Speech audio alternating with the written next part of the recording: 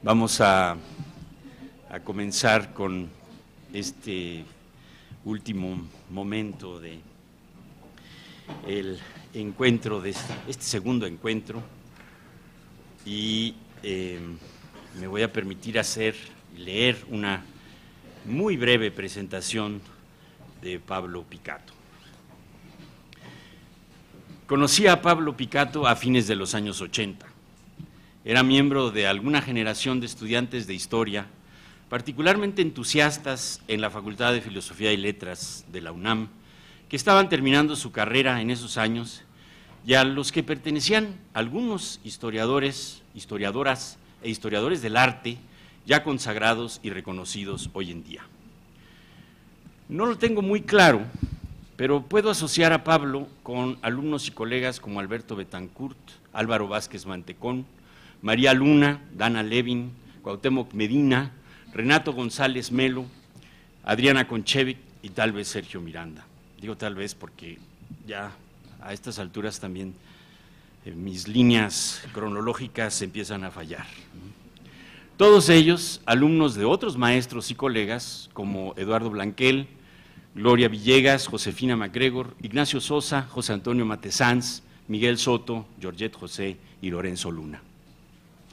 Por azares del destino, empecé a dar clases en esa facultad en 1984. Poco después del fallecimiento de mi maestro Eduardo Blanquel en 1987, algunos de sus alumnos tuvimos que responsabilizarnos de sus materias y a mí me tocaron la Revolución Mexicana y la historiografía contemporánea de México. Tal vez por eso Pablo se me acercó a fines de 1989 para pedirme que leyera su tesis de licenciatura y que fuera sinodal en su examen. Esa tesis, titulada Congreso y Revolución, y que versaba sobre la muy polémica 26 legislatura, se la había dirigido otro maestro a quien yo admiraba secretamente, Horacio Crespo. La tesis de Pablo me sorprendió muy gratamente porque recuperaba un actor bastante menospreciado de la historia política de la Revolución Mexicana y que fue el poder legislativo. Más aún, al que le tocó lidiar con Francisco I. Madero y más tarde con Victoriano Huerta. El maestro Blanquel ya nos había insistido en la singular importancia de esa 26 legislatura y ahora Pablo presentaba un trabajo que ratificaba lo dicho por nuestro maestro. Quizá por eso, antes del examen, le comenté a Pablo que debía pensar en la publicación de su tesis, lo cual se logró gracias a que no solo se desempeñó espléndidamente en el examen, sino que al presentarla en el Instituto Nacional de Estudios Históricos de la Revolución Mexicana en ese año de 1990, ganó el premio Salvador Azuela al mejor trabajo inédito sobre la Revolución Mexicana. Después le perdí un tanto la pista. Supe que estaba en el Museo Carrillo Gil, a donde algún día lo fui a visitar, pero de pronto, en serio, ya no supe más. Nos encontrábamos esporádicamente y luego me enteré que se había ido a Austin. No tengo tampoco claro cómo fue que llegó a mis oídos que estaba haciendo una tesis sobre el crimen durante el Porfiriato en la Universidad de Texas. El crimen durante el Porfiriato, no en la Universidad de Texas. Como por ese entonces, a mediados de los años 90, me empezaban a interesar algunas cuestiones relacionadas con la historia de las drogas, y estas por lo general se vinculaban con la delincuencia y el alcoholismo, le sugerí a Alberto del Castillo, a Verena Radkau y al propio Pablo que hiciéramos un libro sobre el mundo porfiriano, sus bajos fondos y algunas otras historias escabrosas. Alberto tenía un trabajo sobre el famoso tigre de Santa Julia, Jesús Negrete, y la prensa sensacionalista porfiriana. Verena había estudiado a los primeros ginecólogos mexicanos y su retorcida relación con el cuerpo de sus pacientes. Pablo se había encargado de caracterizar al alcoholismo y su asociación con el crimen durante ese mismo periodo, y yo tenía ya un trabajito sobre las historias primigenias de las drogas de nuestro país. Al presentar el manuscrito a la dirección del CIESAS, hubo una particular objeción a su publicación, sobre todo de la directora de ese entonces, no voy a decir su nombre, que no aprobó la idea de publicar asuntos que según ella solo podían interesar a los morbosos, textual. Le molestaba especialmente el artículo de Verena Radkau con sus puntuales denuncias del maltrato a las mujeres y a sus intimidades. Muy molesta, Verena, que entonces también trabajaba conmigo en el Ciesas, decidió retirar su artículo y el librito quedó tan solo con la autoría de Alberto, Pablo y de un servidor y se llamó Hábitos, Normas y Escándalo, Prensa, Criminalidad y Drogas durante el Porfiriato Tardío, y fue publicado en 1997 por Plaza y Valdés y ya está agotado. Quiero comentar rapidísimamente, porque no me quiero extender mucho, que también la foto de la portada fue censurada, porque era una geisha o una mujer desnuda, ¿no?, que estaba fumando una pipa de probablemente opio, ¿verdad?, con un enorme símbolo chino atrás. A mí me parecía padrísima la foto, ¿no? La verdad es que como estaba desnuda, como que no le gustó a la dirección del Ciesas y entonces la tuvieron que romper y bueno, la portada es bastante fea. Pero además ya está agotado, así que ya tampoco importa gran cosa. Todo esto. Cambiar la portada porque pusieron mi apellido mal. Ah, también pusieron mal el apellido de Pablo, igual. Qué bueno que la cambiamos. Entonces.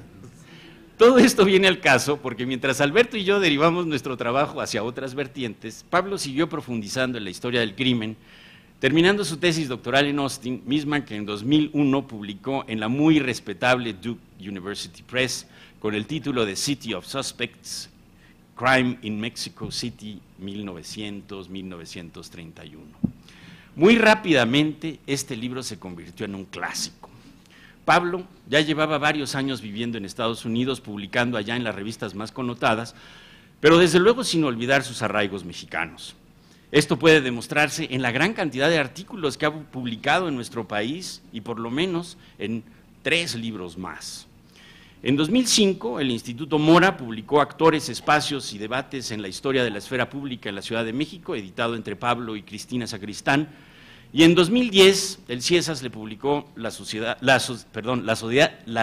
de Sospechosos, Crimen en la Ciudad de México 1900-1931, que es la versión en castellano de su libro clásico de 2001, en una traducción muy bien hecha que corrió a cargo de Lucía Rayas.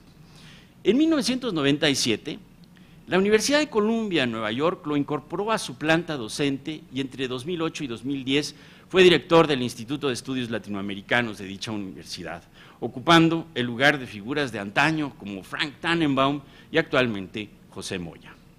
En 2009, junto con Robert Buffington como editores, él y Pablo publicaron otro libro que poco a poco se está convirtiendo en otro clásico, True Stories of Crime in Modern Mexico, en la Universidad de New Mexico Press. En el año de 2008 fue un investigador in residence o invitado en el Centro de Estudios Norteamericano-Mexicano de la Universidad de California en San Diego, y en 2007-2008 obtuvo el Lenfest Columbia Distinguished Faculty Award de la propia Universidad de Columbia. Y muy recientemente, en el 2010, Pablo publicó un tercer libro que en serio recomiendo mucho y que lleva el título de The Tyranny of Opinion, Honor in the Construction of the Mexican Public Opinion, y me parece que este libro, al igual que su Ciudad de Sospechosos, pueden marcar un hito en el estudio del porfiriato y en general de la sociedad mexicana de fines del siglo XIX y principios del XX. Creo que casi todos los años Pablo Picato pasa alguna temporada en México trabajando en archivos y colaborando con varias de nuestras instituciones. Y aun cuando ha decidido que su residencia esté en Nueva York, con relativa frecuencia tenemos la suerte de encontrárnoslo en algún evento como el que ahora nos reúne. Debo agradecer al Seminario Permanente de Historia Social del Colegio de México y a la organización de este segundo coloquio, Historia Social, Historia Plural, por permitirme presentar a mi muy querido amigo y admirado colega y ya parcero, Pablo Picato, quien hoy nos hablará de la época dorada de la novela del crimen en México con la conferencia En Busca de la Verdad. Gracias.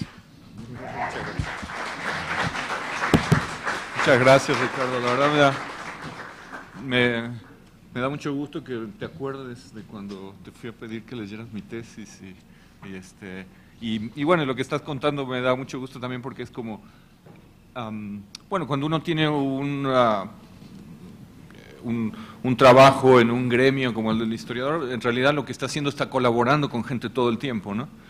Y a veces uno tiene la suerte de colaborar con gente que hace que el trabajo de uno sea mejor, ¿no? Entonces yo he tenido mucha suerte de colaborar con gente como Ricardo, la verdad que no solo me ha publicado, sino que me ha enriquecido en las conversaciones y ahora me ha presentado tan generosamente.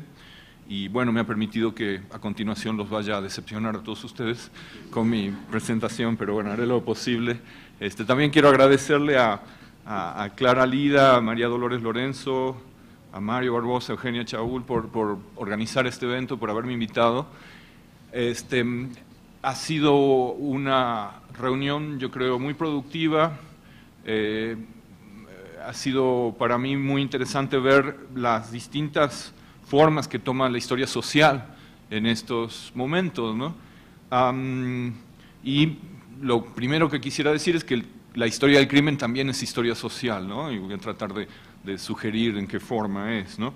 Pero antes de empezar, antes de entrar en materia, quería hacer una breve reflexión un poco en referencia a lo que hemos oído estos 2 días, ¿no? Sobre la historia social, ¿no?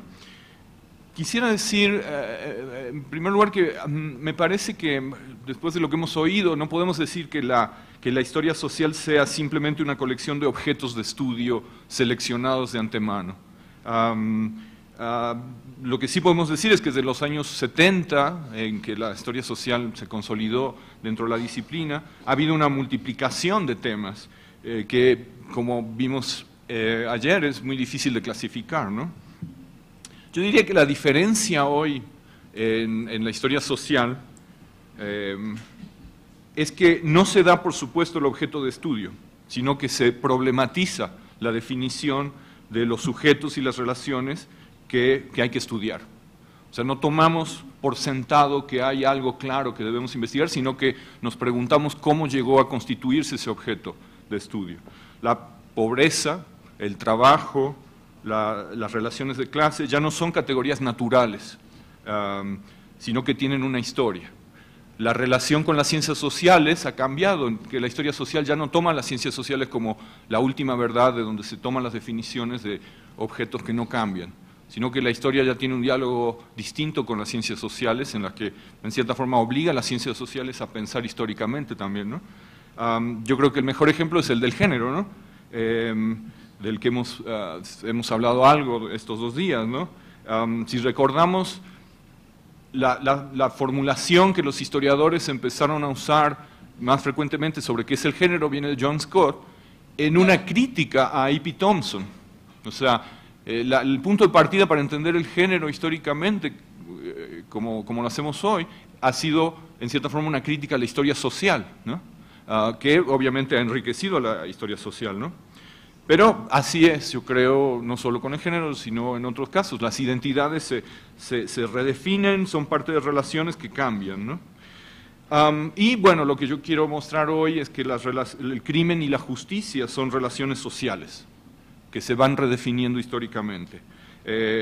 Lo que voy a presentar ahora es parte de un proyecto más amplio, es una propuesta de cómo estudiar estos problemas en el siglo XX, y es a partir de una fuente, una serie de fuentes, o sea que, bueno, digo que agradezco la oportunidad de presentar esto, que como ustedes verán es un intento de acercarme a un tipo de problemas y de narrativas que no ha sido estudiado para la historia social, ¿no? Entonces empiezo ahora. Hacia mediados del siglo XX hubo un cambio fundamental en la forma en que se percibía el crimen en México. El delito se convirtió en un objeto de discusión que ya no estaba reservado a los expertos y a las élites. Todo el mundo sabía algo y tenía una opinión sobre el crimen en general y sobre los casos famosos seguidos por la prensa. El crimen, más que el castigo, fue el centro alrededor del que giraban las discusiones sobre la justicia y la verdad en la esfera pública. La paradoja es que las estadísticas de criminalidad desde los años 20 en adelante muestran que el crimen disminuyó durante el siglo XX hasta los años 90 más o menos, ¿no? el homicidio ciertamente disminuyó en su frecuencia. Sin embargo, la percepción pública del crimen durante esos años fue la de una amenaza constante, un fenómeno cada vez más perverso en cuanto a sus prácticas y a la impunidad que lo acompañaba.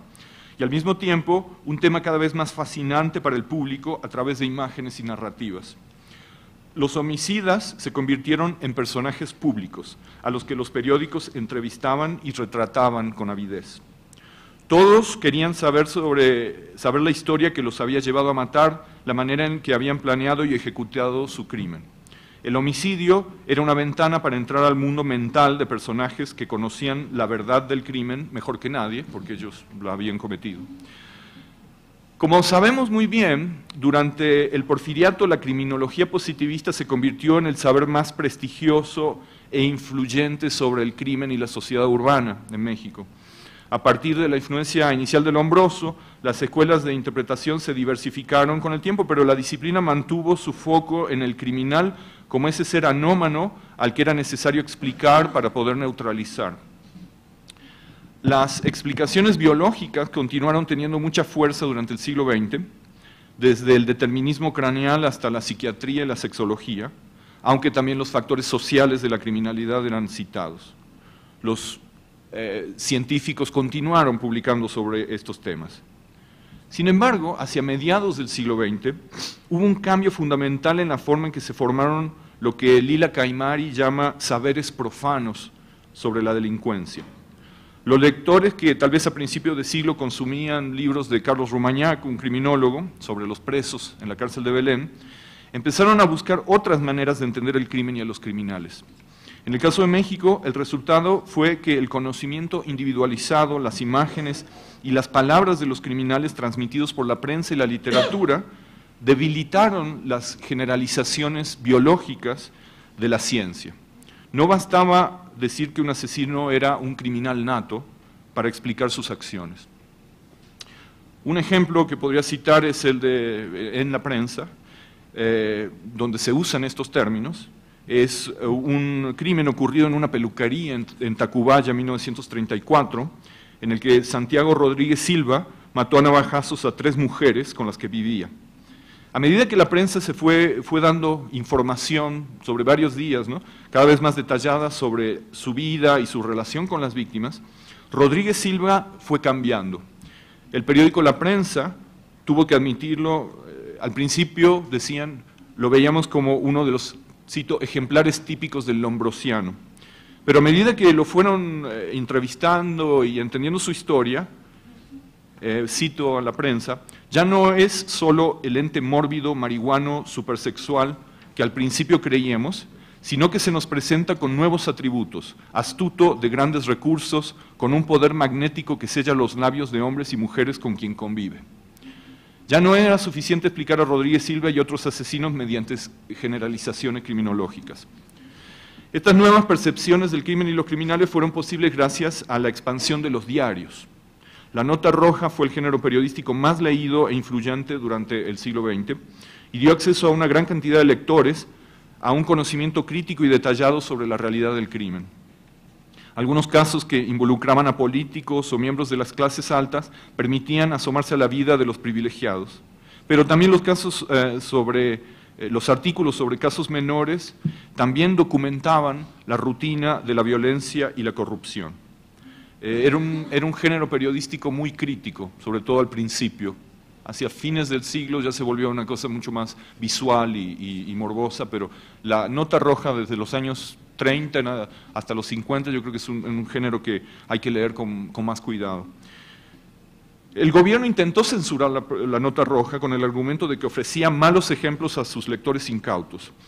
En efecto, las noticias policiales hicieron personajes famosos a algunos criminales. Aparte de Rodríguez Silva, podemos mencionar a otros cuyos nombres se volvieron familiares para el público durante años, como Pedro Gallegos o Gregorio El Goyo Cárdenas. La cobertura periodística los presentaba como personalidades fascinantes, cuya obra, el homicidio, debía examinarse en cada detalle y cuyas confesiones tenían más credibilidad que las investigaciones policiales. Aquí es donde la literatura policial es la mejor fuente para entender el cambio en las percepciones sociales del crimen a mediados del siglo XX. Los reporteros no podían ser muy críticos de la policía porque dependían de la policía para tener acceso a los criminales y a la escena del crimen. Pero ese no era un problema para los que escribían ficción. Podían tratar a los asesinos como personajes fascinantes y burlarse de la estupidez policial. La literatura policial permitió a una diversidad de autores y lectores explorar distintas maneras de llegar a la verdad y dispensar la justicia ante un Estado que veían como incapaz de ambas cosas. Leer la narrativa literaria como fuente de la historia social no es una idea muy original. Las novelas del siglo XIX que hemos mencionado en estos 2 días han sido utilizadas como fuentes privilegiadas para entender la historia nacional. Es difícil dejar de leer textos que exploran la intimidad y la publicidad de las relaciones de clase, los sentimientos y la subjetividad, los contrastes entre los ámbitos urbanos y rurales, desde el Periquillo Sarmiento hasta los bandidos del Río Frío. Esto no quiere decir, por supuesto, que se deba leer estas novelas literalmente, como documentos que contienen información de primera mano. Son documentos, sí, y en cierta forma constituyen un archivo, pero funcionan de maneras complicadas y cambiantes, mezclando ficción y realidad. No hay una sola forma correcta de usarlas, pero sería un error no usarlas. Sin embargo, hasta ahora la clave para leer las novelas del siglo XIX y de la Revolución Mexicana ha sido el nacionalismo. Los historiadores y críticos han interpretado la relación entre la representación novelística de la realidad social en función del desarrollo de la identidad nacional y el papel del Estado. Algo similar ha sido propuesto para la novela policial. Puedo citar en este sentido a Fernando Fabio Sánchez, que escribió Artful Assassins, por ser un estudio reciente. En mi opinión, esta referencia central al nacionalismo no es tan productiva para entender la relación entre los lectores y autores de la novela policial y el Estado postrevolucionario. Siguiendo Bakin, podemos acercarnos a ese género como una recopilación de voces diversas, más que como testimonio de un punto de vista único, objetivo y oficial. Para entender la relación entre la novela policial y la vida social, lo primero que hay que hacer es situarse en el marco de una cultura urbana que también miraba hacia afuera, particularmente hacia los Estados Unidos, para encontrar modelos de cómo habitar un mundo capitalista en rápida transformación. La novela policial estaba preocupada por las relaciones de mercado y los problemas de la vida material, por el individualismo como un hecho de la realidad, más que por el patriotismo u otros sentimientos cívicos. En este plano literario, la americanización no significaba lo opuesto del nacionalismo, sino una adaptación de modelos narrativos a una realidad particular. Me parece útil lo que propone Glenn S. Close. Dice que la ficción sobre el crimen tendía puentes transnacionales, pero también servía para entender una compleja realidad en las ciudades masificadas de Hispanoamérica. Como señala Miguel Rodríguez Lozano, esta literatura dirigía la mirada de los lectores hacia la realidad social y el poder y les ayudaba a sacar lecciones sobre el presente. Casi toda la ficción policial mexicana de mediados del siglo XX ha sido despreciada por el canon de la literatura nacional. Críticos como Perséfone Ibrahim o Carlos Monsiváis han propuesto que se trata de una literatura esteticista, apolítica, amateur, derivativa, por lo menos hasta que el noir de los años 70 introdujo un nuevo espíritu de denuncia en el género. Sin embargo, la literatura policial, que para los efectos de esta plática incluye al noir, a la detectivesca y a otros subgéneros, la literatura policial tuvo una gran popularidad en México entre los años 40 y 50. Se publicaron innumerables novelas en ediciones baratas, la mayoría de ellas traducciones de autores extranjeros, casi todas ausentes hoy de las bibliotecas. También surgieron revistas dedicadas al género. La primera y más importante, Selecciones Policíacas y de Misterio, de 1946. Esta revista fue concebida como una traducción mexicana de Ellery Quinn's Mystery Magazine, que arrancó en Estados Unidos en el 44. Pero los editores mexicanos pronto comenzaron a imprimir cuentos de autores que escribían en español y en particular autores mexicanos. Aventura y Misterio, por ejemplo, una revista aparecida en 1956, también bajo el sello de la editorial Novaro, solo publicaba originales en español y atraía manuscritos con premios monetarios en cada número. Aparte de estas, hubo muchas revistas y series editoriales. No tengo datos sobre los tirajes de las novelas, pero deben haber vendido suficiente como para sostener un catálogo bastante extenso en editoriales como Albatros, creada por el editor de Selecciones Policíacas y Misterio, Antonio Elú, y la editorial Novaro. Aventura y Misterio publicaba alrededor de 20.000 ejemplares mensuales que circulaban por suscripción y venta directa. Selecciones Policíacas y de Misterio costaba 2 pesos y casi no tenía anuncios, lo que sugiere la importancia de sus ventas, porque duró más de 15 años. Y no hay indicio de que hayan gozado de ningún tipo de subsidio oficial, lo contrario de muchos otros tipos de literatura en esa época en México, ¿no? El número más grande de lectores alcanzados por el género policial era sin duda el de las aventuras de Chucho Cárdenas, publicadas en la edición dominical de La Prensa entre 1949 y 1955. Estos cuentos se encontraban junto a los cómics y generalmente tenían sus propias ilustraciones a colores. Normalmente tenían 32 páginas, incluyendo portadas, y para leerlas había que separar las planas del diario, doblarlas en 4 y cortarlas. Quedaban folletines que se leían rápido y que no servían para adornar una biblioteca. He contado 320 novelas de Chucho Cárdenas. Tal vez su delgadez y abundancia expliquen por qué los estudiosos del género policial apenas han notado la existencia de Chucho Cárdenas y de su autor, Leo Dolmo. De hecho, no se sabe quién fue Leo Dolmo, lo cual no ayuda al análisis.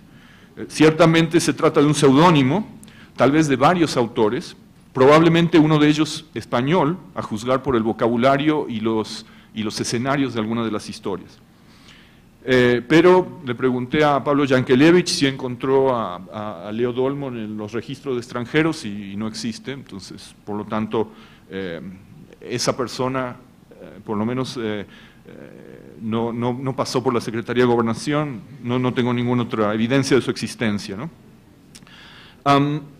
La abundancia de números y del tiraje de la prensa sugiere que tenía muchos lectores, ¿no?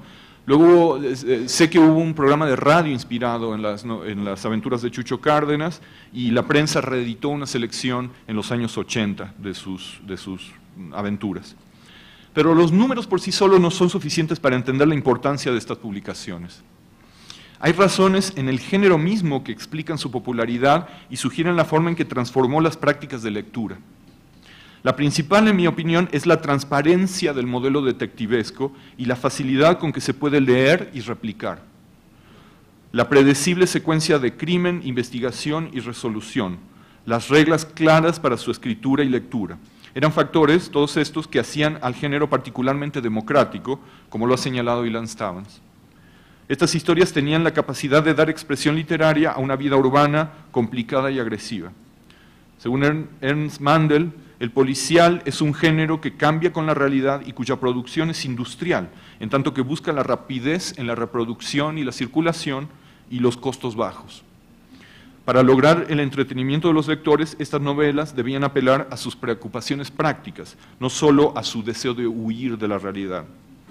La transformación de la detectivesca hacia el género negro significó una respuesta a la percepción de la corrupción y la violencia en la realidad, pero también la búsqueda de una verdad que ya no se asociaba con el puro ingenio, con las novelas de Sherlock Holmes, sino con una lógica capitalista de egoísmo y desencanto. Pero también había una fascinación algo culpable que atraía a los lectores. Según W.H. Auden, el género policial es adictivo. El crimen da placer, pero al mismo tiempo causa cierta culpa. Esta culpa, según Auden, se lava cuando el conocimiento restaura la inocencia mediante el descubrimiento del culpable. Este ciclo moral de transgresión y restablecimiento de la justicia es lo que permite leer y olvidar rápidamente estas novelas. Para crear una masa crítica de lectores en México, estas reglas del género requerían un proceso de aprendizaje colectivo. Las revistas policiales mexicanas se plantearon la doble misión de educar a autores y lectores. Antonio Elú fundó el Club de la Calle Morgue con otros amigos escritores, también en 1946, con un objetivo muy simple. Cito: pocos en este país escriben ficción detectivesca. Queremos más escritores para este género y muchos más lectores. En las páginas de la revista que dirigía Elú, Esto significaba instruir a los lectores sobre la historia y las reglas del género policial. Los cuentos eran frecuentemente precedidos por párrafos que explicaban quién era el autor y cuáles eran los atributos principales de su obra. A veces situaban el cuento dentro de las clasificaciones propias del género policial, según el tipo de problemas, o según las variaciones ligadas al estilo o al punto de vista, y a veces identificaban al autor extranjero que tenía más influencia sobre el autor del cuento, ¿no? Podía ser Arthur Conan Doyle, Agatha Christie, Cornell Woolrich, Raymond Chandler, eran los más citados, ¿no? En un nivel más general, los textos que precedían a los cuentos advertían a los lectores sobre la importancia de lo que iban a leer. En el caso de un cuento de Dashiell Hammett, traducido por Rafael Bernal, encontramos la siguiente cita. Hammett revolucionó el estilo de la novela policíaca, dicen los editores de selecciones, y, cito, dio un nuevo estilo a la novela policíaca, 100% norteamericana. Un cuento que también se publicaba de Dashiell Hammett era importante porque combinaba, según los editores, y cito, dos estilos en la literatura policíaca que privan en este momento en los países de habla inglesa. El rudo, dinámico, sensacional, en el que no cesa de correr de un lado al otro el investigador, dándose de vez en cuando tiempo para tomar una copa o para encerrarse con una muchacha, y el puramente intelectual, donde desde el escritorio de su despacho o perfectamente arrellanado en una butaca de su biblioteca, el detective es capaz de dar la solución del más misterioso de los crímenes en base de raciocinio, de deducciones. Acaba la cita. Los editores preparaban a los lectores para apreciar mejor el proceso de descubrimiento, ya fuera dinámico o intelectual. Los autores expertos sabían presentar la información del caso de una manera que pudiera engañar a primera vista, pero que, leída con cuidado, era suficiente para resolver el misterio justo antes del desenlace. Las notas introductorias frecuentemente convocaban al culto lector a leer con cuidado y con método. En un cuento de Miriam Allen Ford, los editores le pedían al lector no adelantarse a leer el final del cuento. Y cito, después nos dirá usted si al leer el último párrafo experimentó la misma sorpresa que nosotros. Recuerde usted que está en juego su ingenio y el de la autora. Veamos ahora si es usted capaz de sospechar el desenlace. Estas intervenciones editoriales también se podían formular en forma de un desafío. En un cuento que se llamaba, una nota que iba al final de un cuento de José de Villebox, llamado El cartero que no llamaba, encontramos la siguiente cita. Ahora, lector, está usted en posesión de todos los datos y por lo tanto nos permitirá usted que le lancemos un reto, y todo en mayúsculas. ¿Juraría usted que el asesino no es Pedro Ramírez el cartero? Lo que vemos aquí es un diálogo entre el editor y el lector, que es didáctico pero a la vez íntimo, ¿no? Estos editores también creaban autores. El trabajo editorial de esta revista se basaba en una concepción bastante abierta sobre la actividad literaria. Los editores seleccionaban cuentos, premiaban a los mejores, explicaban a los no elegidos cuál había sido el problema y qué había que hacer para mejorar.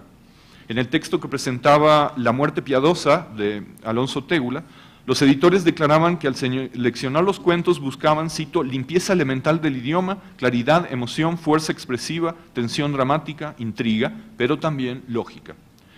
Estas intervenciones editoriales a veces quedaron documentadas. En un cuento que precedía a Un corazón amante de Manuel Enríquez, Elú describe a la relación entre el autor y el editor.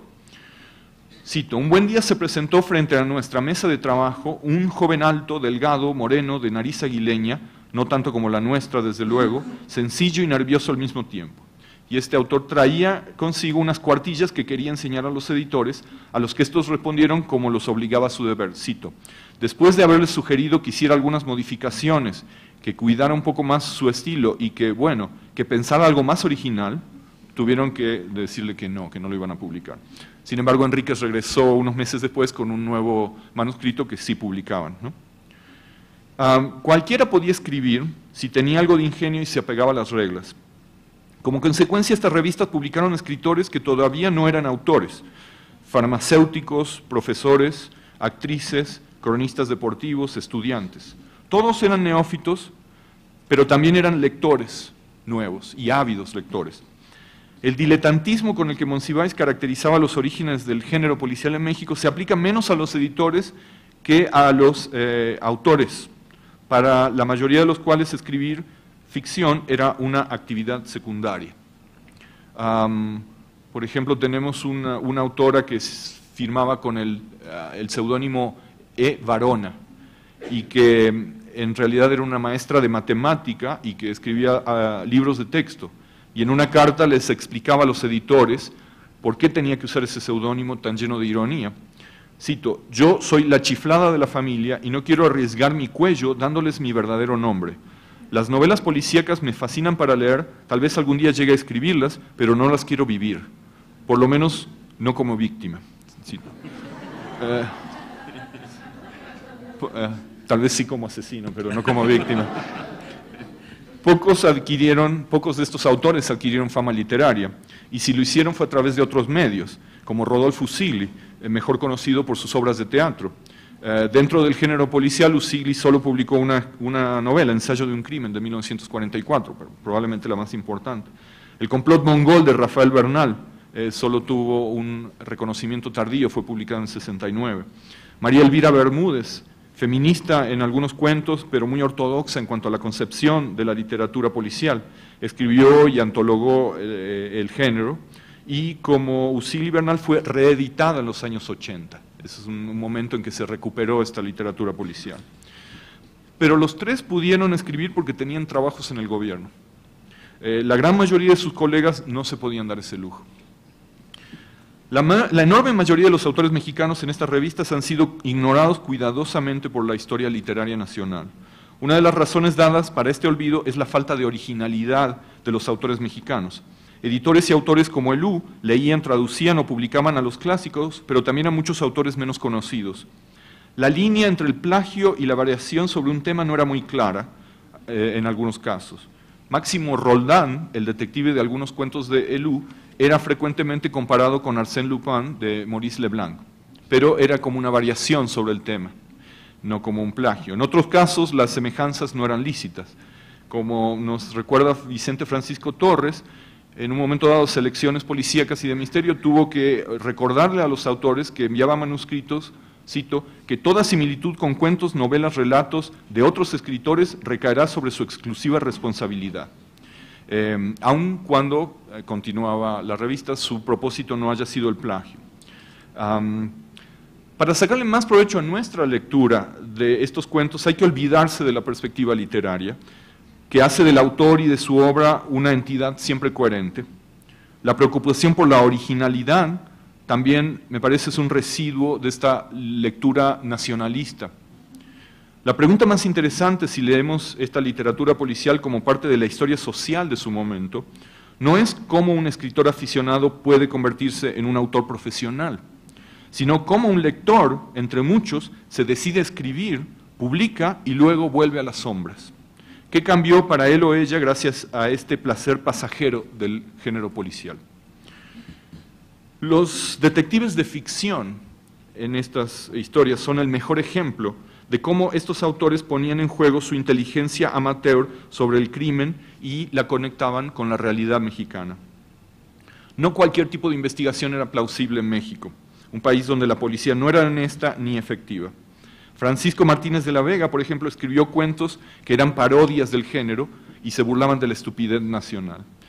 Peter Pérez, su detective, era un Sherlock Holmes de petate, con gorra y pipa londinenses, pobre de solemnidad, pero dueño de un ingenio que le permitía aclarar casos muy extraños.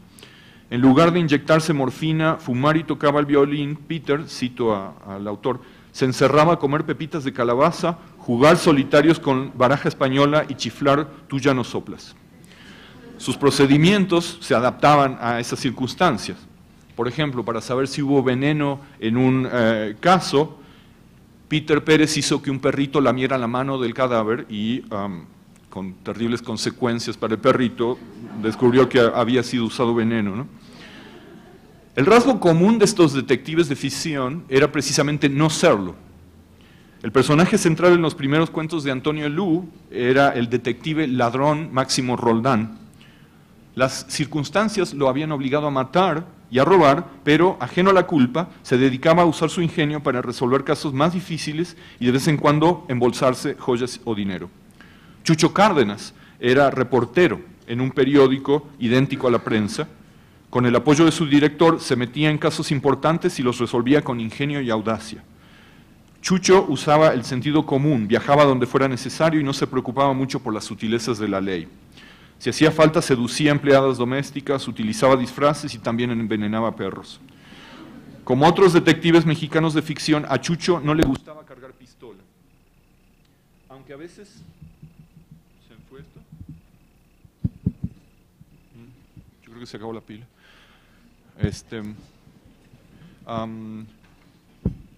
Como otros detectives mexicanos de ficción, a Chucho no le gustaba cargar pistola, aunque a veces tenía que usar...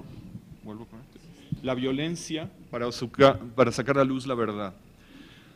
Otro detective periodista era Armando Sosaya, protagonista de algunos cuentos de María Elvira Bermúdez. Sosaya era más intelectual, leía tratados forenses norteamericanos y sus deducciones tenían argumentos psicoanalíticos. Había detectives estudiantes, como los cuentos de Cruz Piñón, o arqueólogos, como en los primeros cuentos de Rafael Bernal. María Elvira Bermúdez también tenía un detective que era una mujer de clase media. En casi todos estos casos, el rival no es tanto el asesino como la policía. Chucho Cárdenas tenía una relación complicada con el inspector Cifuentes, un policía panzón y malhumorado que arrestaba al primer sospechoso que se le ocurría y se fastidiaba cuando Chucho exhibía su incapacidad frente a los demás periodistas. En los cuentos de Martínez de la Vega y Elú, los policías también eran personajes estúpidos. Seguían la primera pista que veían, arrestaban a los inocentes, dejaban escapar a los culpables. Los protagonistas, los detectives de las historias se burlaban de ellos y se burlaban de su persecución a veces. Estos detectives poco ortodoxos servían para explorar los caminos inciertos de la justicia mexicana. La ineptitud policial no consistía solo en dejar ir a los culpables, sino fundamentalmente en pensar que todos los crímenes podían ser castigados legalmente. El fistol de la corbata de Lu es paradigmático. Roldán descubre quién es el culpable del asesinato, una muchacha que había sufrido el abuso de su padrastro y por eso lo mata. En lugar de denunciarla, la deja escapar, no sin antes repartirse con ella las joyas y el dinero del finado. En ¿Quién mató a Rafael?, Chucho Cárdenas se abstiene de entregar a los padres de una familia decente que hicieron asesinar al seductor boliviano de su hija. Más aún, Chucho arregla las cosas para que la policía mate al cómplice del boliviano, un argentino a quien el reportero acusa falsamente de ser el asesino. En ¿Dónde está el muerto?, Chucho tiende una trampa al asesino para que la policía lo mate, pero se abstiene de denunciar a quienes lo instigaron a cometer el crimen. 3 mujeres de sociedad chantajeadas por la víctima. Chucho y sus colegas periodistas prefieren proteger a estas 3 mujeres de la publicidad. Al final, Chucho les transmite la moraleja, cito: matar a un chantajista puede merecer perdón, pero haberle dado motivos para chantajear, eso sí está mal. Fin de cita. El asesinato, en otras palabras, era una forma de justicia que la justicia oficial no podía reconocer como tal, pero que hacía necesaria con sus propias limitaciones. Podemos encontrar muchos ejemplos de estas subversiones de la ley en la novela policial en general, particularmente de la aparición del hard boiled en Estados Unidos. Los detectives mexicanos, aún los ladrones y los periodistas, parecían seguir el código de ética que Chandler formuló en un ensayo que se llamaba The Simple Art of Murder. Resolver los crímenes y hacer bien el trabajo era una obligación moral suprema, y lo demás era adorno o retórica. El detective, según Chandler, se movía por un sentido de la obligación que, aunque le costara una pérdida económica o incluso el riesgo físico, también lo obligaba a ser un hombre de honor, cito a Chandler. En el caso de Chucho Cárdenas, como en el de otras historias mexicanas, el contrato con los clientes no era menos central que en las novelas de Chandler, pero el honor del detective estaba por encima de la ley, aún de la ley que prohíbe matar. Los asesinos de ficción mexicanos también dispensaban justicia. El caso más conocido es el de Ensayo de un crimen. donde Rigoberto de la Cruz planea matar a una mujer descocada, a una aristócrata decadente y a una prostituta. Sin quererlo, mata a su esposa, adúltera, y causa la muerte de un presidiario culpado erróneamente. Fernando Fabio Sánchez ha interpretado esta selección de víctimas como un reflejo de la voluntad modernizadora del Estado por-revolucionario, su impulso por limpiar a la sociedad de quienes no merecen vivir en ella. Es que, como decía el inspector Herrera en la novela, hay gente que están destinadas a ser víctimas. Más que una ilustración de la voluntad del poder estatal, la novela de Usigli es una reflexión sobre la creación artística y la fama. La idea romántica del arte por el arte no importa ya tanto como el reconocimiento de la opinión pública. La inevitable relación entre el artista asesino y un mundo que es más sórdido de lo que él quisiera está definida por la ausencia de la justicia. Este dato clave de la realidad mexicana impide las resoluciones elegantes de la detectivesca clásica, en la que el misterio se resuelve como una ecuación y la policía simplemente verifica el resultado. En la novela de Usigli, el asesino busca el reconocimiento público y para ello confiesa reiteradamente. Rigoberto de la Cruz quiere que lo descubran para que los periódicos escriban sobre su inteligencia y sobre su arte como criminal. Sin embargo, cuando confiesa, no le creen, porque es un hombre de clase alta. La publicidad era la clave. Como mencioné antes, la nota roja le había dado prominencia pública a varios asesinos en la vida real. Era esa la fama a la que aspiraba de la Cruz, pero los diarios no reconocían su autoría. La nota roja, en su propia cobertura de los casos famosos, montaba, acumulando la información sobre el crimen, presentándosela al público lector, obligando eventualmente, en algunos casos, al asesino a confesar. A través de entrevistas o de escritos propios, los criminales en la nota roja se convertían en autores por segunda vez. Primero creaban el crimen y luego la explicación. En la mayoría de estos cuentos, aquí me refiero otra vez al género policial, el criminal no tiene ningún tipo de redención estético-moral, pero no por ello es un bruto. Se trata de asesinos que ya no responden al modelo que habían creado los criminólogos del Porfiriato. Los delincuentes de la literatura policial no se parecen ni siquiera a los bandidos o cuchilleros sanguinarios de la novela decimonónica. Ahora son criminales inteligentes a su manera, algunos cosmopolitas y educados, otros astutos por naturaleza, hábiles para moverse en el bajo mundo de la Ciudad de México. El padrote francés que asesina mujeres en El Caid de Tenampa, una aventura de Chucho Cárdenas, es ambas cosas. Es un extranjero, criminal de profesión y evasivo. Ya no son hombres primitivos físicamente diferentes de los demás, como proponían los criminólogos. Simplemente son los que usan el homicidio para lograr sus intereses, obtener justicia o adquirir fama.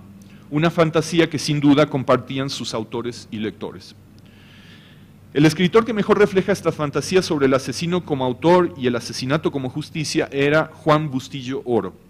Bustillo Oro escribió una breve obra policial, 3 cuentos, publicados entre 1951 y 1960, cuando su trabajo como director de cine era menos frecuente.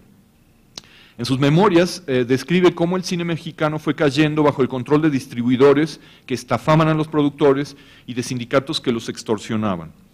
Cuando quiso abrir su propio cine en la Ciudad de México, en asociación con su productor de siempre, Juan Grobas, un misterioso incendio los obligó a venderle el terreno a sus enemigos, la distribuidora de William Jenkins, Maximino Ávila Camacho y otros operadores que usaban la violencia para expandir su control sobre el negocio.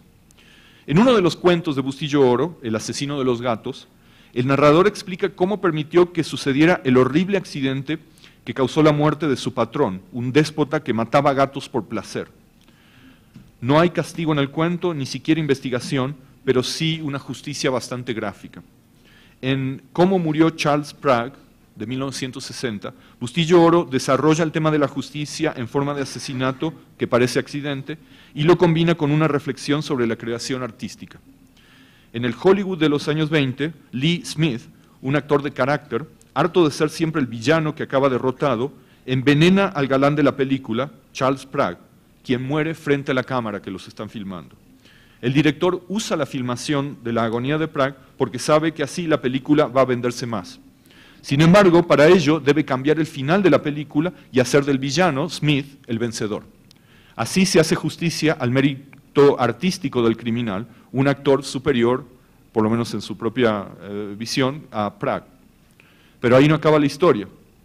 Tiempo después, Smith confiesa ante el productor de la película, quien a su vez lo acusa ante la policía. No tanto por amor a la justicia, sino porque sabe que el juicio va a reanimar las ventas de la película.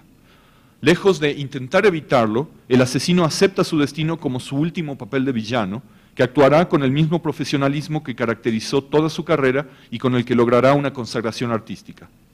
El asesinato está al servicio del verdadero arte y de una justicia auténtica, aunque secreta, ante la cual la justicia oficial es solo un teatro. El papel de los asesinos en estos cuentos y novelas reflejaba y al mismo tiempo daba forma a actitudes sociales cambiantes hacia el crimen. Hay bastante evidencia de otro tipo de fuentes que aún después de la Revolución, el público lector veía con buenos ojos la violencia extralegal como una forma de obtener justicia. La nota roja contiene muchos ejemplos en los que el uso de la ley fuga contra los sospechosos era presentado como un acto justificable ante la incapacidad de los jueces para dar sentencias prontas y rigurosas, la porosidad de las cárceles y la ausencia de la pena de muerte. No solo los editores, sino también a veces los lectores hacían saber su opinión al respecto. Entrevistas, cartas y editoriales reflejaban el apoyo a esta forma de resolver los asesinatos que habían atraído la atención pública. Es más difícil documentar los casos de linchamiento, pero los hubo, y en varios casos quedaron plasmados en las páginas de los periódicos. Gema Santamarina está tratando de construir esta historia para una tesis, pero no es fácil porque estos eventos rara vez dejaban registro en las fuentes judiciales. Pues rara vez eran investigados los linchamientos. Ley, fuga y linchamiento eran posibilidades muy claras en el caso del triple asesinato de la peluquería de Tacubaya que mencioné antes. Una multitud esperaba en la estación del tren al asesino, Rodríguez Silva, que venía de León, donde había sido capturado. Muchos pedían que lo colgaran de un árbol. Al final lo llenaron de balazos los mismos detectives que lo custodiaban, cuando, según ellos, Rodríguez Silva los atacó durante la reconstrucción de los hechos en la peluquería. Suena paradójico hablar de linchamientos y ley fuga como guías para entender la literatura policial. Pero el hecho es que en el siglo XX, en México, la relación entre la justicia y la violencia tuvo una evolución muy particular que no puede entenderse desde un punto de vista meramente institucional. La violencia revolucionaria dio lugar a la estabilidad política, pero no a la paz. El asesinato y los pistoleros fueron un elemento sustancial de la vida pública durante todo el siglo. La impunidad acompañó el desarrollo de un Estado de Derecho que, para usar la metáfora favorita de Alan Knight, era como un queso suizo por los agujeros. En este contexto, la literatura policial ayuda a entender esa complicada relación al presentar una visión ampliamente compartida en la que la violencia ilegal se volvía un ingrediente aceptable del castigo extrajudicial.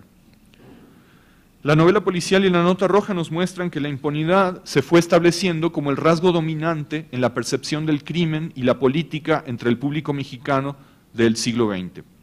No se trata de una característica esencial o permanente de la cultura nacional, sino del producto de una configuración de circunstancias sociales y lenguajes narrativos. Para los muchos lectores interesados en las historias del crimen, la justicia era algo que solo podía venir del ingenio de detectives poco respetables o de periodistas llenos de voluntad que constantemente debían evadir a la policía. El asesinato, el acto central de estas historias, era al mismo tiempo una transgresión que podía convocar la ira popular y un recurso para hacerse justicia cuando la justicia oficial no operaba. No voy a hablar de lo que pasó con la literatura policial en las siguientes décadas, eso requeriría otro estudio, pero me gustaría concluir sugiriendo cómo esta concepción del crimen sigue viva en la literatura actual. Me refiero, o quiero referirme a una novela reciente de Elmer Mendoza, Nombre de perro. El valor de la obra de Mendoza no se reduce al retrato con humor y realismo del mundo violento de Sinaloa y el narcotráfico. También a él lo tenemos que leer en la clave detectivesca. En esta novela, el detective es un policía, Edgar Mendieta, pero su mérito reside en evadir la ley.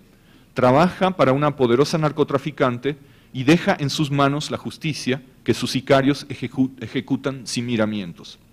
No hay nada más que explicar. Del Estado no puede esperarse esa función básica. Lo reconoce la misma policía. Así que no queda más remedio que adaptar esa restauración del equilibrio social, que significa la resolución del misterio, de la que hablaba Auden, a una realidad violenta, pero no por ello irracional. Para nosotros, los lectores que sentimos el placer culpable de leer a Mendoza, es necesario entender el momento en que esa destructiva noción de la justicia se volvió parte central de las percepciones del crimen y el castigo en México. Gracias.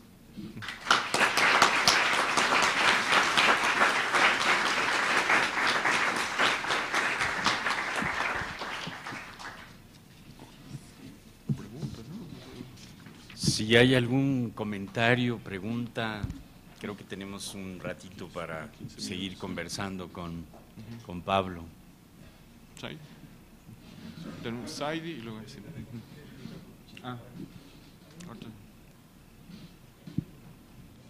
Gracias.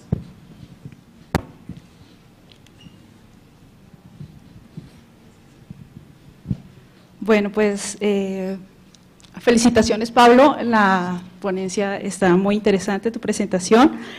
Y bueno, mi pregunta justamente va en el sentido de lo que planteaste al comienzo sobre la forma como se debe leer la nota roja. Dices que, bueno, que hay que ir más allá, que hay que de alguna manera leer entre líneas porque no es solamente, digamos, esta mirada morbosa, sino que, bueno, nos está diciendo muchas cosas, ¿no? Como documento o fuente para la historia. Mi pregunta es, ¿cuál sería esa diferencia que tú identificas entre la nota roja, entre el porfiriato y estos años posrevolucionarios, considerando qué es lo que está denunciando la nota roja, considerando cuál es esa construcción de la peligrosidad entre estas dos etapas, porque bueno, como que a veces uno tiende a pensar que se transformó la nota roja, pero ¿cuál sería como el contenido?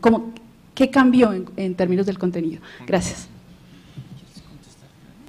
O tomamos varias, y yo apunto la pregunta y luego… Unas 3 o 4 y ya. Allá hay una y otra. También felicitar la ponencia, y mi pregunta tiene que ver con ¿cuándo se cierra esta edad de oro de la novela del crimen? ¿Qué es lo que propicia este cierre o qué indicadores son los que, bueno, no sé si indicadores, sino qué rasgos son los que identifican este cierre? Y no sé si ese cierre se relaciona con estos debates moralinos que justo en el 55 hay contrapublicaciones inmorales, entre las que se incluían a estas novelas o estas publicaciones policíacas. Gracias. Allá hay al fondo y luego… Sí.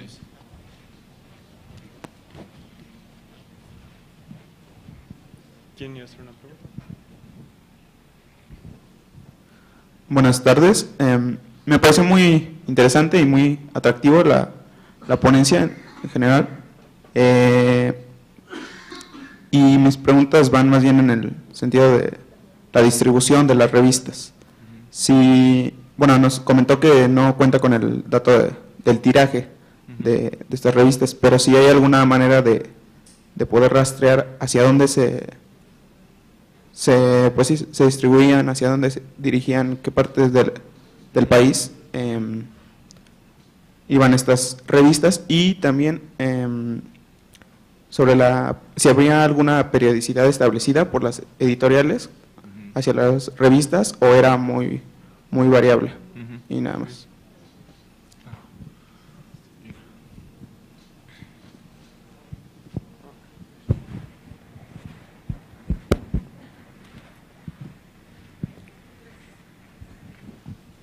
Hola, ¿qué tal? Muchas gracias por la ponencia. Mi pregunta igual no es tan histórica, pero tomando en cuenta los altos índices de impunidad y de criminalidad hoy en día, en comparación, ¿cuál diría usted que es el papel de los periodistas hoy en comparación con el que era entonces, como este detectivesco y eso? Okay. Bueno, yo creo que contesto cuatro. Primero sobre la nota roja y la diferencia entre la nota roja y el porfiriato, o yo no la llamaría nota roja todavía, en el porfiriato, las noticias policiales, y la nota roja propiamente que empieza, yo creo, en los años 20, ¿no? Con el Universal Gráfico, la prensa, últimas noticias. Yo creo que hay grandes diferencias. Yo diría que la más clara, en mi opinión, es que la nota roja postrevolucionaria es un género que es más, digamos, es menos oficial, es más dialógico, donde los lectores están más presentes de distintas maneras, ¿no? Cartas, hay encuestas, entrevistas. También un género periodístico que tiene bastante éxito comercial, y eso le permite no depender tanto de los subsidios como lo hacía el Imparcial, ¿no? Y también hay un montón de diferencias, yo creo, en términos narrativos. Aunque digo, esta idea de cubrir un caso famoso la vemos desde el porfiriato, si leemos la cobertura de estos casos famosos en la nota roja, lo que vemos es que es como una inundación de información durante varios días, donde hay distintas interpretaciones, distintas voces, mientras que las narrativas en la novela, en la prensa porfiriana eran más organizadas, era un solo autor, digamos, ¿no? Aquí tenemos una entrevista aquí, un recuadro allá, un dibujo, una foto, y obviamente con el tiempo la foto se va volviendo mucho más importante, ¿no? Yo creo que esas son las principales diferencias, ¿no? Bueno, ¿cuándo acaba bueno, y lo de la peligrosidad, bueno, yo creo que es, como dije en la ponencia, lo que vemos son nociones distintas del criminal. Mientras en la criminalidad porfiriana o en el periodismo porfiriano hay esta idea de los criminales natos, peligrosos, biológicos, ¿no? Ya no es así en la prensa del siglo XX, es mucho más, son historias más complicadas, ¿no? Entonces es más difícil identificar al criminal nato, como decía, ¿no? En cuanto al fin de la edad de oro de la novela policial, es buena pregunta. Yo creo que el periodo que estoy investigando, que me parece que tiene cierta coherencia, es desde los principios, en los años 40, ¿no? 44, con Ensayo de un crimen, si quieres, hasta el complot mongol en el 69, en el sentido de que todos esos autores son de una generación que se forma leyendo detectivesca, incluso Rafael Bernal, que tienen una preocupación por las reglas del género ante todo, y después la literatura negra, digamos, con Paco Ignacio Taibo y otros autores, pero también Leñero, Ibargüengoitia, todos ellos hicieron algún libro, ¿no? Se vuelve más bien un vehículo de comentario social, en una forma de decir otras cosas, ¿no?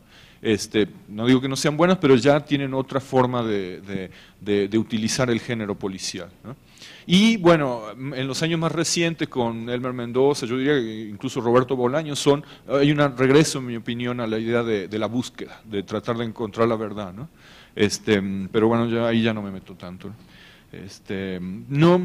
La verdad, los debates sobre la inmoralidad me parece que es un buen punto, que no lo he explorado, pero lo voy a buscar. Gracias. La distribución de las revistas era más que nada por suscripción, y creo que también se vendían en librerías.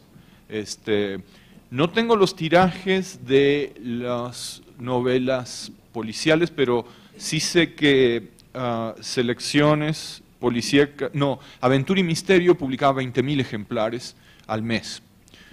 Selecciones Policíacas y de Misterio no daba el tiraje, pero publicaba cada 2 semanas, y publicaron durante muchos años, ¿no?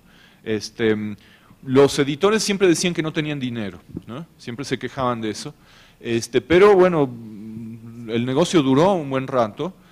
Tenían que pagar derechos a los autores extranjeros, tenían que pagar la edición, tenían que pagar la distribución, o sea que algo de dinero debe haber, yo creo que comercialmente sí se sostenía, digamos, la literatura policial, por lo menos durante estos años, ¿no?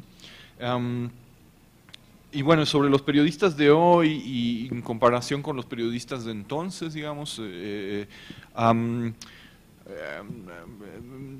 yo creo que hay casos en la nota roja de esta época, hay muchos casos, yo diría, de denuncia de la corrupción, de los abusos, de los malos jueces, pero todavía no está formulado de una forma política como se formularía a partir de los años 80 en la prensa de oposición, yo creo, en México, y ahora ya en toda la prensa, ¿no? Donde se empezó a hablar de estos abusos policiales en términos de derechos humanos, ¿no? Entonces ahí ya tiene otro significado. Sin embargo, yo creo que desde la época de la nota roja, de la época clásica, hay una actitud muy crítica hacia el Estado que no vemos en la sección política de los periódicos. En general los periódicos eran muy encuadrados con el régimen, pero si leemos la sección policial, ahí eran mucho más críticos, ¿no? Y obviamente, digo, yo pienso que hay continuidades, ¿no? Si vemos, según los reportes del Committee to Protect Journalists, de los varias decenas de periodistas que han sido asesinados en México en los últimos años, más de la mitad trabajan en la sección policial. Ahí es donde está el problema, que los grupos criminales atacan usando la violencia, ¿no? O sea que sí sigue cumpliendo una función importante el reportar o reportear sobre el crimen, ¿no? Obviamente las reglas han cambiado mucho, pero yo creo que sigue siendo una parte muy, muy importante del periodismo, ¿no? Damos una última rondita. ¿Sí?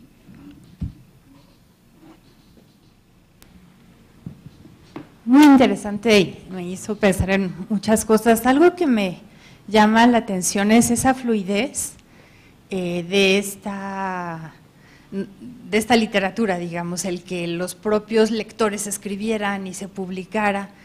Y me hizo pensar también que en la prensa obrera porfiriana, por ejemplo, uno ve también esa fluidez, digamos, esa posibilidad de leer a la gente común a través de la prensa escrita o las publicaciones. Y me pregunto cuándo eso terminó de ser así y por qué, ¿no? Y allí yo creo, o sea, digamos, a partir de un cierto momento ya no cualquier gente, digamos, no tan comúnmente en la prensa o en las publicaciones iban a tomar lo que escribiera cualquier gente, ¿no? Es algo que cabe reflexionar.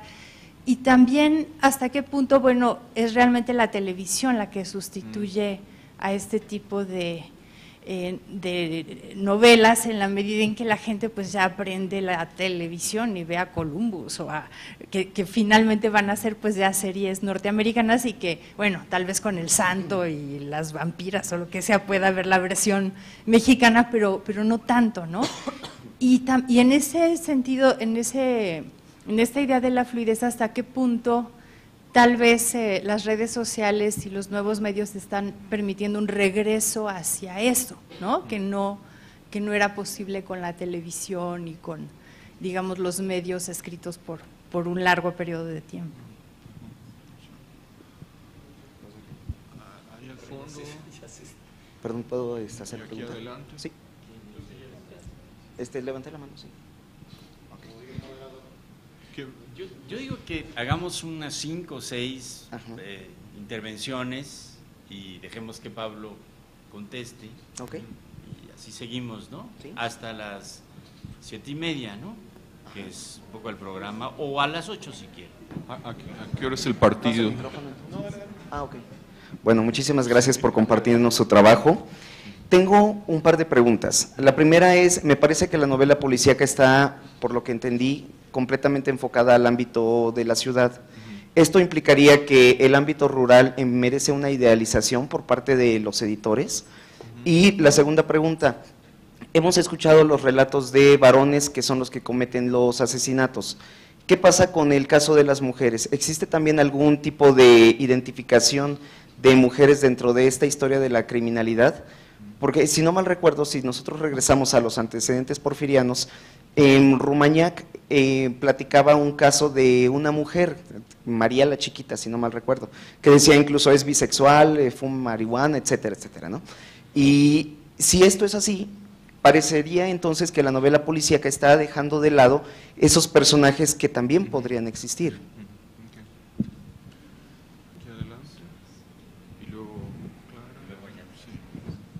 Muy buenas noches, doctor. Gracias por su presentación.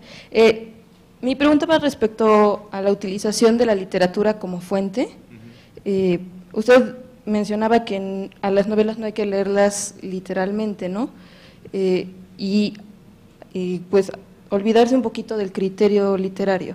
¿En qué momento, cómo se da usted cuenta, cómo hace usted esa pausa en esa lectura para darle pie a la lectura de la novela como fuente, ¿no? Y no dejarse llevar por la trama de la novela como aspecto, o sea, como trabajo literario?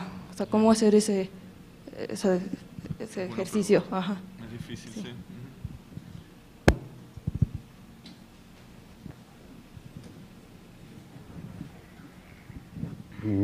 Buenas noches. Mi pregunta tiene que ver con, Pablo, ¿cómo entiendes tú esta relación de cierta novela negra contemporánea que juega un papel como de complemento de la narrativa actual de los conflictos sociales y que además no es marginal, sino se vende muy bien? Pienso en Mark Aris, en Mankell, en Xiaolong, o sea, un conjunto de autores que tienen una visión muy crítica sobre la sociedad actual, muy abiertamente crítica y que no tiene nada que ver con ser panfletaria, y que interpelan a un cierto público que todavía no termino de ubicar bien a bien, a qué público interpelan, porque venden muchísimo, tiene una visión muy crítica, muy definida de los problemas sociales. La última novela de Mark Aris es impresionante porque describe lo que está pasando ahorita en Grecia, tal cual como si estuviéramos leyendo una crónica periodística, ¿no? Y entonces esta parte de cómo entender esta interpelación que se hace a un público que pareciera ser como muy difuso, pero que sin embargo es como muy claramente ubicado, digamos, por las propias editoriales. Pienso en español en Tusquets, ¿no?, que tiene toda una línea, y esta relación entonces de esta visión tan crítica de la sociedad actual, o sea, con sus matices. Mankell es muy diferente en cómo plantea la problemática social de un país además como Suecia, tan diferente a Grecia, y sin embargo hay una visión muy descarnada de estas sociedades y una industria que vende muy bien esto, ¿no?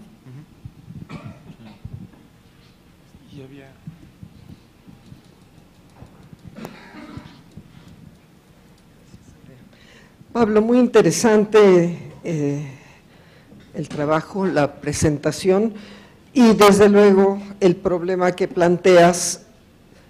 Para mí, escuchándote en el contexto de la época en un México de mediados de los años 40 en adelante, me plantea la pregunta de cómo es la recepción de un producto letrado en un mundo con un alto porcentaje de analfabetismo, no se está pensando en un público muy limitado para ese tipo de producto letrado. ¿Cuántos leen libros? ¿Cuántos pueden consumir incluso prensa en ese momento? Y lo que me interesaría saber es si hay un vehículo distinto para llevar ese tipo de temas y problemas a un público más amplio, más extenso, tal vez más masivo, como puede ser el cine, por ejemplo. Aquí se ha hablado de la televisión, pero la televisión me parece que en México en realidad despega ya a partir de los 60 más masivamente. En los 50, 40 tardíos es una televisión clase mediera, muy pequeña, todavía muy costosa, etcétera. ¿El cine recoge este tipo de producto letrado, lo transforma en un producto con imagen y con una recepción más amplia, con un mensaje semejante de escepticismo ante la justicia y el crimen, o ya pasa a ser algo más manipulado para dar una proyección social positiva, en la cual, como en Hollywood, crime does not pay, ¿verdad? No lo sé si en el caso mexicano hay algo de eso en ese traslado de la literatura al cine. Bueno, contesto, ¿no? Sí. Bueno, la primera pregunta sobre la fluidez que permitía a gente que no eran escritores publicar, ¿no? Sí, a mí me parece muy interesante. En el caso de la prensa obrera, la poesía permitía hacer esto. O sea, la rima tenía reglas muy claras y uno podía escribir algo y mandarlo y salía publicado, ¿no? Pero tu pregunta es ¿cuándo acaba eso, ¿no? ¿Cuándo deja de ser tan abierto el periodismo y la literatura, ¿no?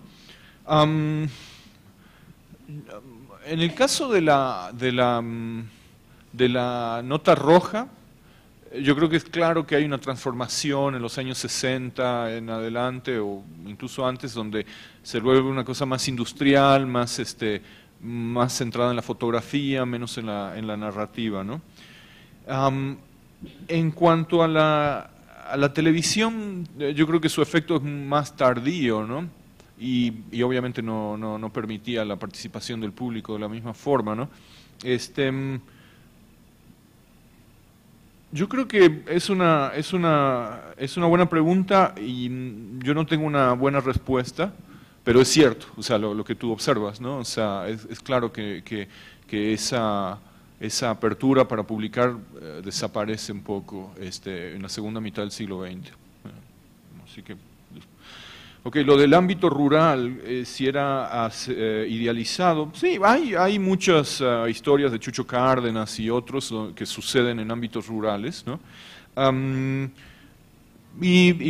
Pero definitivamente es un género urbano, ¿no? El de la novela policial. Los personajes que van al campo a resolver el caso vienen de la ciudad, ¿no? Yo creo que eso es característico de todo el género policial. Tiene que ver, como decía en mi presentación, con el uso de la literatura para entender la vida en ciudades que habían crecido mucho. Y también creo que en el caso de México tiene que ver con el hecho de que el ámbito rural es el territorio de la literatura nacionalista, ¿no? Y ahí es más difícil meterse porque ahí los cotos están mucho más claros, ¿no? Entonces, la gran mayoría de los casos son urbanos, ¿no? Y las mujeres no, hay muchas mujeres que aparecen como criminales en estas narraciones. Obviamente son de ficción, ¿no? También hay casos reales de mujeres en la prensa que se vuelven un poco celebridades durante una época, ¿no? No creo que haya un gran cambio en ese sentido con respecto al porfiriato, ¿no? En el sentido de que sigue habiendo esa fascinación hacia las mujeres que cometen crímenes que son cosas de hombres, ¿no? ¿Cómo leer? O sea, yo decía que no hay que leer literalmente. O sea, es una fuente de información, pero como tú bien lo dices, o sea, hay que en un momento dado parar y dejar de leerlo como literatura y tratar de cuestionar. Y yo creo que la forma por lo menos para mí, que ha sido útil para leer esta literatura policial, es tratar de establecer algunos patrones, ¿no? O sea, qué tipo por ejemplo, de soluciones hay en los casos, qué tipo de personajes, tratar de encontrar algunas regularidades, digamos, que nos indiquen, bueno, obviamente hay mucha diversidad, pero había ciertos patrones, ¿no? Y cómo funcionaba la narración en términos de la relación entre el lector y el autor, ¿no? O sea, qué es lo que el autor asumía que el lector sabía, ¿no? Que tiene que ver con la justicia, con la geografía urbana. Hay una relación que que a veces hasta aparece en la misma narración. El autor entra y dice, querido lector, fíjese en esto, ¿no? O sea, entonces, buscar esa vinculación para mí fue muy útil, ¿no? Y obviamente los editores, cuando ellos también le dicen a los lectores y eso me ayuda un poco a tratar de entender la recepción, yendo un poco a la pregunta de la profesora, ¿no? O sea, ¿cómo leía esto la gente? Yo creo que había, o sea, la tasa de alfabetismo en la Ciudad de México era muy alta, más que el resto del país. Yo no voy a asumir, digamos, que era un público lector muy pequeño, porque los tirajes eran bastante sugestivos, ¿no? La prensa como periódico publicaba 100.000 ejemplares de vez en cuando, con mucha facilidad, ¿no?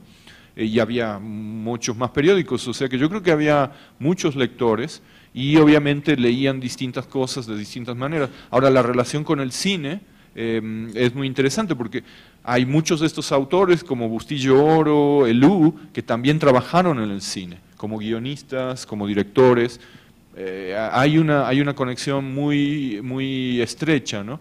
La diferencia es que en el cine se importaban muchas películas directamente y se exhibían en México, que eran policiales, ¿no? Pero yo creo que hay más que el cine reemplazar a la literatura, yo creo que se complementan. No he trabajado el cine tanto más que a través de las películas de Bustillo Oro sobre este tema, ¿no? Hay algunos temas comunes.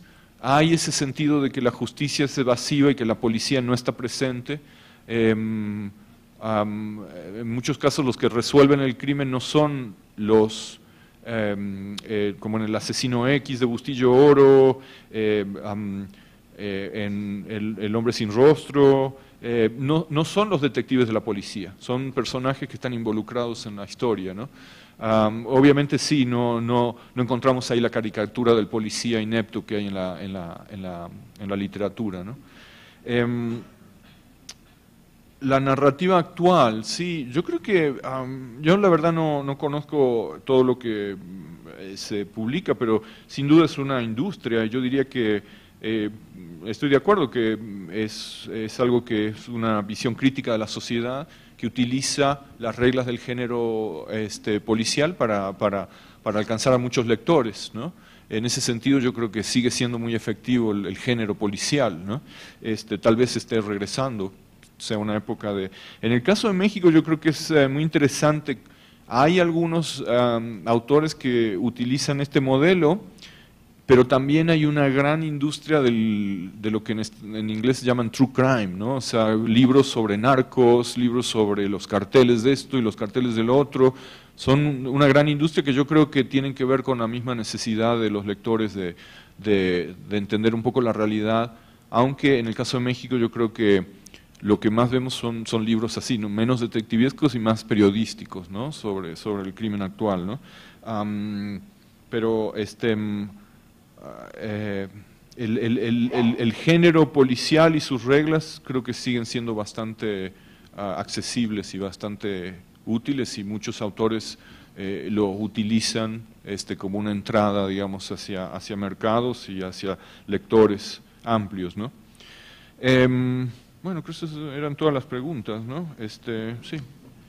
Yo te puedo hacer un pequeño comentario. Voy a aprovechar mi situación.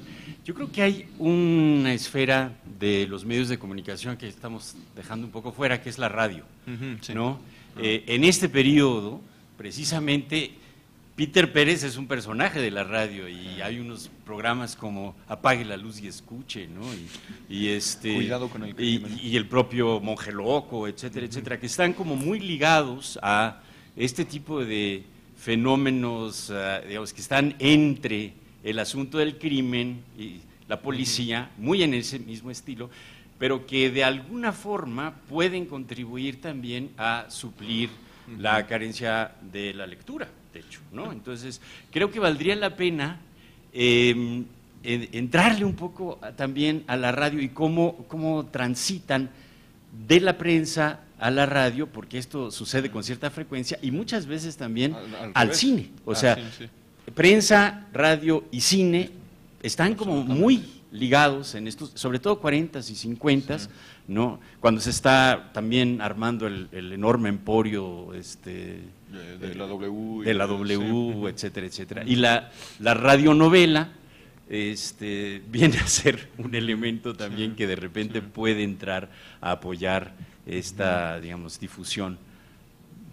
Creo que te podría ayudar. No, sí, yo brevemente, o sea, sí sé que había un programa que se llamaba El que la hace la paga, El Monje Loco, y el único que he podido oír es uno que se llama Cuidado con el Crimen, que fueron, no sé, no hay datos, lo tiene en la fonoteca, no tiene fecha, pero yo creo que es de los 50s, y son como cápsulas de como 10, 15 minutos donde se describe el modus operandi de un tipo de criminal, ¿no? Narrado por un agente de la policía.